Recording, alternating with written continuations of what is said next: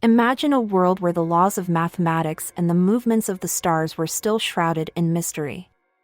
This was the world of ancient Greece, where one man would leave an indelible mark on the history of science. Born around 400 BCE in Cnidus, under the influence of the Persian Empire, which is nestled on the southwest coast of modern-day Turkey, he would grow to become one of antiquity's greatest minds. A mathematician, an astronomer, a wanderer. This is the tale of Eudoxus, the man who turned the sky into mathematics. As a young man, he traveled to Tarentum, a city in southern Italy, to study under the renowned mathematician and philosopher, Archimedes. Being poor, he had to walk 5 miles to school every morning and 5 miles back every evening. It was here that Eudoxus was exposed to the works of Pythagoras, the famous Greek philosopher and mathematician, who had laid the foundations for many of the mathematical concepts that he would later build upon. Archimedes, a true mentor, recognized Eudoxus' exceptional talent and encouraged him to explore the mysteries of mathematics and the natural world. Following his graduation, Eudoxus pursued advanced studies in astronomy in Egypt, which would be equivalent to postgraduate work today. According to the Greek historian Diogenes Laertius, Eudoxus was sponsored by a wealthy physician there. He then founded his own school in Cyzicus, a city located on the northwestern coast of present-day Turkey. Later, he relocated the school to Athens, where he spent many years teaching. Having achieved success and recognition as a philosopher, Eudoxus returned to visit his former teacher, Plato. It is also possible that he served as the acting head of the academy during Plato's absence in Sicily in 367 BCE. During those years, he introduced many different proofs. He made a groundbreaking discovery in mathematics, proving that any irrational number can be approximated as closely as desired, using rational numbers. His book on speeds, sadly lost to the sands of time, is said to have explored the concept of proportions and the theory of irrational numbers, laying the groundwork for later mathematicians to build upon. Eudoxus' most significant mathematical contribution was the development of the method of exhaustion, a precursor to integration. This innovative technique allowed him to calculate the areas and volumes of polygons and polyhedra with unprecedented accuracy. This was the seed of calculus, planted 2,000 years before Newton.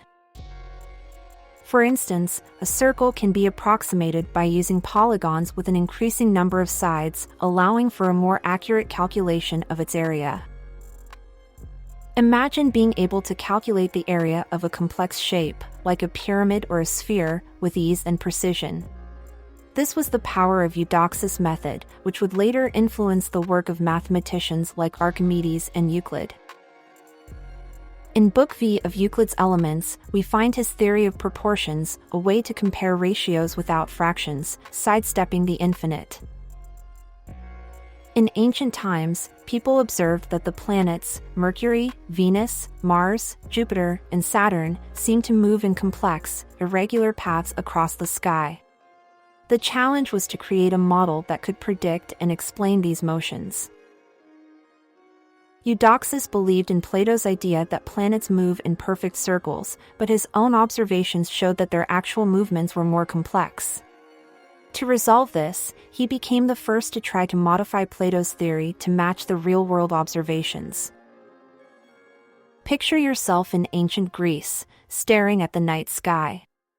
The stars move smoothly from east to west, like a giant clock ticking every night.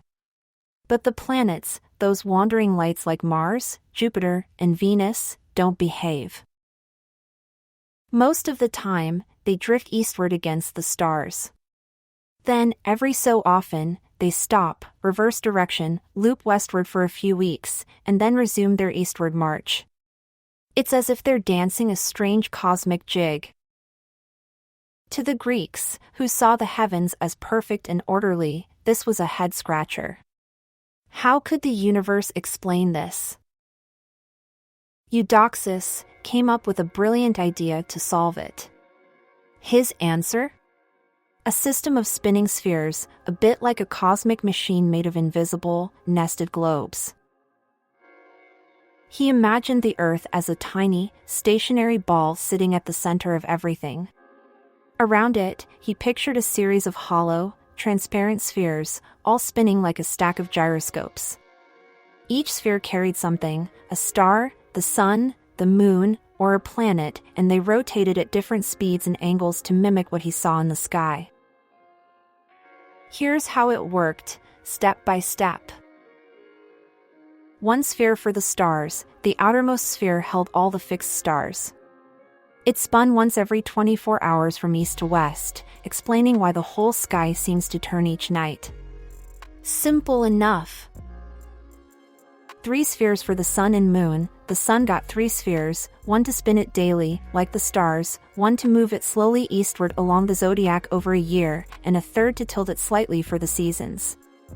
The moon had a similar setup, adjusted for its monthly cycle. These extra spheres fine-tuned their paths. Next, 4 spheres for each planet. Here's where Eudoxus got clever. Mars, Jupiter, Venus, Mercury, and Saturn each got 4 spheres. Why so many? Because he needed to explain that weird loop-back motion. Let's zoom in on Mars as an example. The loop-back trick with the Mars, as a case study. Imagine Mars attached to the innermost of its 4 spheres. Here's how they team up. Sphere 1 spins east to west once a day, matching the star's motion. Sphere 2 spins slower, dragging Mars eastward along the zodiac over months, its orbit. Spheres 3 and 4, these are the magic duo. They're tilted and spin in opposite directions at just the right speeds. Picture 2 tilted hoops inside each other, one spinning forward, one backward. As they turn, Mars traces a little figure-8 path, called a hippopede, like a stretched-out 8 on its side. From Earth, at the center, this figure-8 combines with the bigger eastward drift. Most of the time, Mars moves east. But when the figure-8 swings westward, it briefly overpowers the drift, making Mars appear to loop back against the stars. Then, as the spheres keep spinning, it swings forward again, and Mars resumes its eastward trek. Genius, right?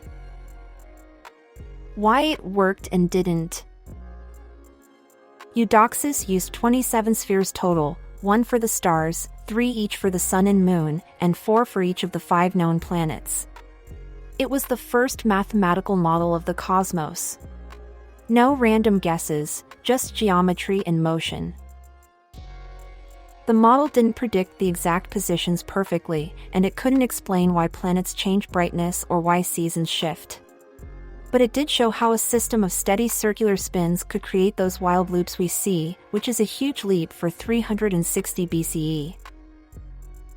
Think of Eudoxus's model as an ancient planetarium projector.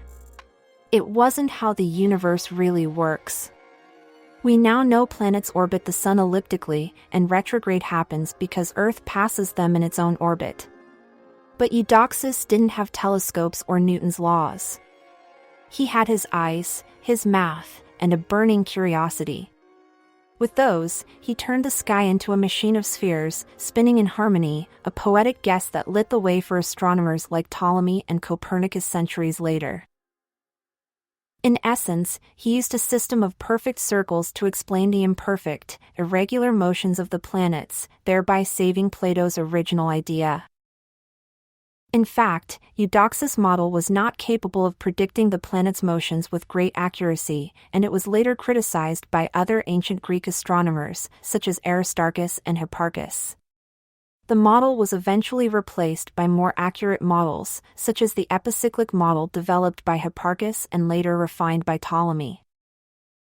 But the idea of spheres within spheres had a lasting impact on astronomy, remaining a dominant concept for over 2,000 years until it was eventually replaced by Kepler's laws in the 17th century. Eudoxus made significant contributions to cartography and astronomy. He created a new improved map of the Earth, surpassing the work of Hecataeus, and was the first Greek to attempt to map the stars. To achieve this, he divided the sky into a grid of latitude and longitude, a concept that would later be applied to mapping the Earth's surface. Eudoxus' work was highly regarded, with the Roman statesman Cicero considering him the greatest Greek astronomer, although some historians argue that this praise may overlook the achievements of Hipparchus. Eudoxus' medical contributions, though less well known than his mathematical and astronomical achievements, were significant nonetheless. It is believed that he may have studied medicine under Philistion of Locri, a prominent physician of the time, and possibly gained a significant understanding of the human body and its functions. Eudoxus' association with the Academy of Plato in Athens, one of the most prestigious intellectual institutions of the ancient world, had a profound impact on his work.